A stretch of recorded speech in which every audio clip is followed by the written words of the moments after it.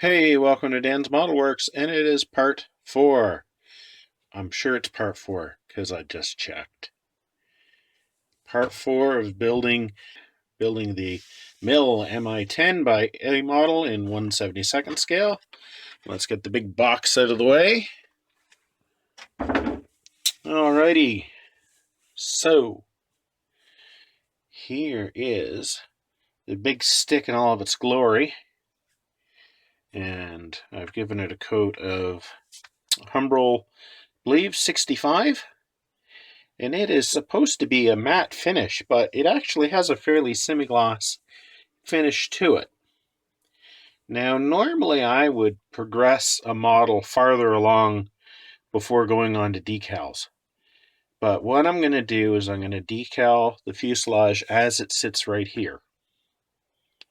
And then I'll probably give it a protective coat to make sure the decals don't come off. And then we're going to start on assembly again. It just makes more sense because by the time you put those rear legs on and the panier underneath, you got a lot of stuff that's easily knocked off.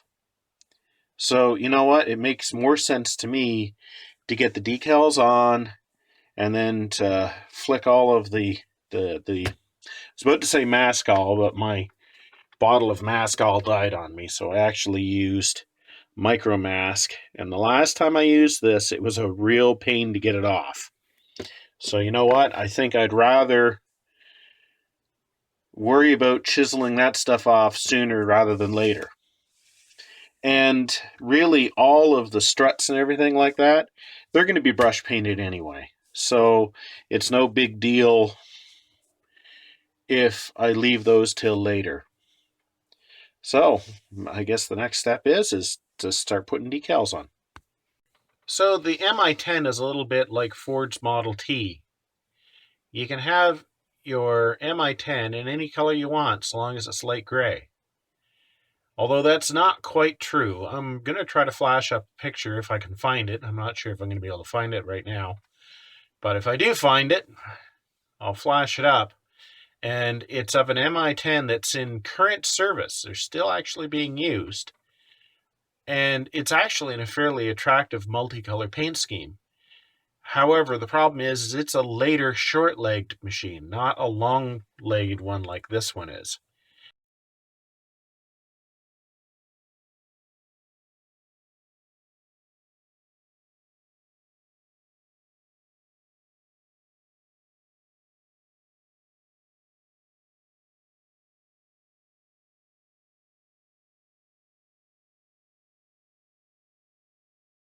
So you can have your Soviet military Mi-10 in any color you want, so long as it's light gray. So really what it comes down to is, where do you want it serving? So you've got your choice. You can do it from service in Afghanistan in the 1980s, serving in the Ukraine in the 1970s, or this paint scheme here, which is serving in Poland in the 1960s. And I just decided to go with this one because this is probably when the helicopter was in its heyday, when it was fairly new. And basically, they're all very similar. They're just the light gray. They've got a Soviet star there and some stencils. So this is the one I'm going to go with. So I've got all of the decals on. I say all of, because really the only significant ones are this and this. All the rest of them are just little tiny stencils, and nobody will ever be able to read them. And as you can see by the fact it's hanging up in the spray booth, I've given it a coat of Tamiya clear flat, which really didn't change its sheen that much, which I'm okay with. I didn't really want it looking dead flat anyway. I kind of liked that semi-gloss that the Humbrol had put on it. So I'm thinking, yeah, let's get the masking off the windows and transparencies now and totally ruin my day. There we are. The masking has been removed, and it came off of the windows really, really good, especially the bubble windows, with the exception of this one. And, oh, it's not rattling around anymore. This window went and popped inside, and this window went and popped inside. So what I plan to do for those is I'm just going to make a window using either micro clear or I might just use white glue. There's 2 or 3 different products out there, probably even more, that you can use to create windows. So that's what I'm going to do there.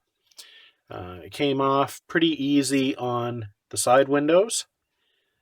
And I had masking tape, of course, on the front windows, and they came off good.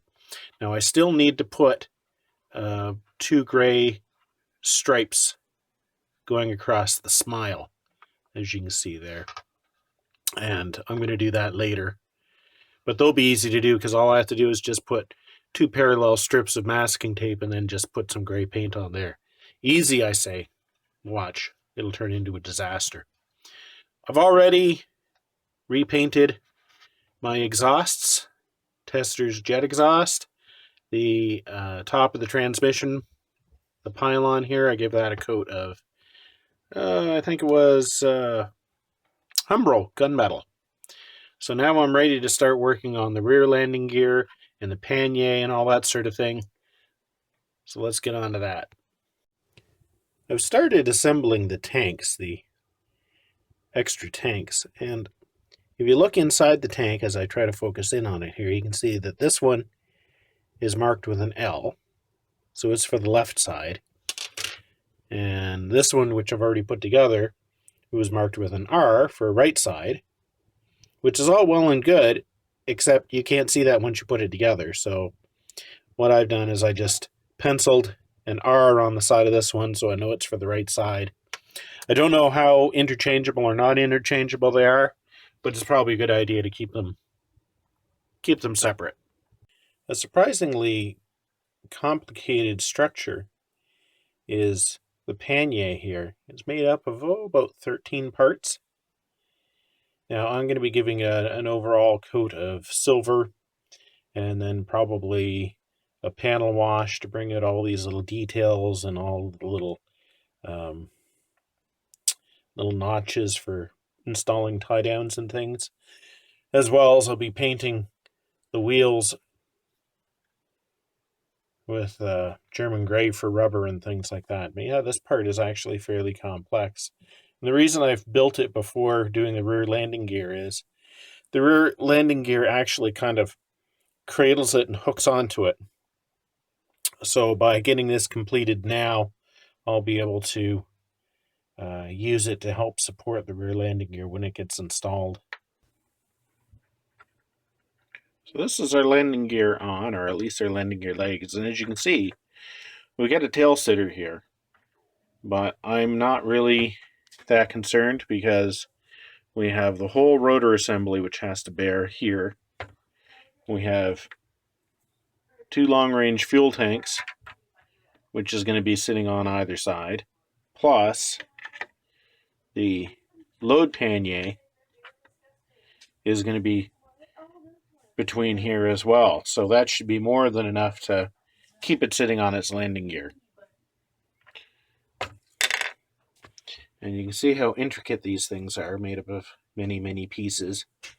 And what I did is I made sure I cleared out all the various holes where these parts go in so that I could use actual plastic model cement to make sure that I had a good bond. This is the load panier, and it's been given a coat of gray paint. So exciting. Still needs to have its details painted, such as the tires and some panel wash applied to it. This appears to be some sort of a fabric cover, so I'm going to be using either a khaki or a flat army olive for that. And actually, I always thought this part was silver, but apparently it's the same color as the rest of the helicopter. Now, the interesting thing is my other assumption was that it was firmly fixed to the landing legs. It's actually kind of suspended from the landing legs by another 4 or 5 spindly struts. So that should be a bit of an adventure. Moving on to the helicopter itself, the fuel tanks have been mounted, and you can probably see that the struts themselves are white. And that's because I found that the struts were slightly too short. That's probably because when I did all of my filling and filing and everything like that, I kind of lost the holes that the fuel tanks were supposed to mount into. So I drilled new holes based on my best estimate, and obviously they were slightly off. But seeing as the struts that I used were a little bit finer than the kit struts, that probably wasn't a big deal. So they will be painted silver eventually. The load panier has been given a wash of the Tamiya panel wash here. And certainly looks grimy and picks out a lot of the detail. Moving on to the helicopter itself. Not everything has been painted silver. You can see there's two more basically triangles of struts here. If you like struts, this is the model for you. So these two struts here go down and grab onto the rear of the panier, and then there's two single struts that come off of, I believe, this point right here down to the front of the panier. So I haven't painted 100% of the landing gear struts because any area that I think I'm going to have to glue, I want to leave those areas clear. So I can't really glue the panier in place until I put the wheels on, because the struts that go down to the panier actually go down lower than the axles for the landing gear, because the landing gear wheels are quite large. I think probably in real life you're talking about 4 feet high, something like that for the rear mains, maybe even higher. So all the struts have been just exactly the right length, and everything has turned out with everything sitting square, except these two rear ones, and I'll show you in a second what the problem is. So we're looking from underneath the tail here, and as you can see, this one really just kind of sticks down a little bit. This one, on the other hand, sticks down quite a bit more. And you know, it's only a fraction. Like, we're talking maybe 3 millimeters longer, but it's enough to throw everything skew. Now, the distance between these is exactly right to be glued onto the panier. So what I'm going to do is the last 2 or 3 millimeters of this strut here, I'm probably going to amputate that and glue the panier onto the bit right above it. And that should level things out. And then I'll put the front struts in and level everything out. But you can see how I really need to put the landing gear or the wheels on before doing any more work to the panier. And to that end, I've had to do all the painting and everything on those landing gear wheels before I put them on. So that's kind of slowed things down today. Looking a little bit like a dog wanting its belly rubbed. Who's a good Soviet era helicopter? Who's a good Soviet helicopter? You are. I've got this thing laying mostly on its back as I install the landing gear wheels. And earlier on I'd said that these were going to be pretty flimsy. Well, they're not. They're actually quite substantial. They certainly don't flex or anything like that, which is why I was able to get them assembled and glued on without the panier in place. Now, if you're looking at the landing gear wheels and thinking, well, how come the tread hasn't been painted? Usually when I do landing gear legs in a smaller scale, or not legs, sorry, usually when I do the wheels in a smaller scale, I'll do the front and back of the wheel, and then I'll do the sides of the tread, and then I'll oftentimes mount it before actually finally doing the tread itself, just because once it's mounted on the model, it's easier to hold and paint. All right, we have contact patches of maybe 1.5 square millimeters to hold this thing on. The bottom of the struts is basically glued on with plastic model cement because I left that area unpainted on the panier. And as well, the upper strut here also connects with plastic model cement. Now on the front, because I wasn't sure where it connected, let's see right there, I ended up using super glue to hold that strut in place right there. And then plastic model cement on the bottom. Now I'm going to let that dry, and then I'm probably going to flow some super glue over it as well. So we'll have the plastic melted together, and then we'll have some super glue kind of encasing it. We'll see if that holds it on there. So just in case there's some doubt that that panier really is attached, there we are. It's attached. Well, these two flimsy little struts on the front and the slightly less flimsy ones at the back. I'm going to let everything just set up overnight, and then I'm going to flow some super glue over those joins before I end up touching up the silver. But I think this is all we're going to do today, mainly because I want to get this posted. So there we go. We've pretty much got everything done with the exception of the rotors. So I think this is a good place to leave off. And thanks for watching. And until next time, just keep on modeling. And my weight update of my lack of progress there will follow.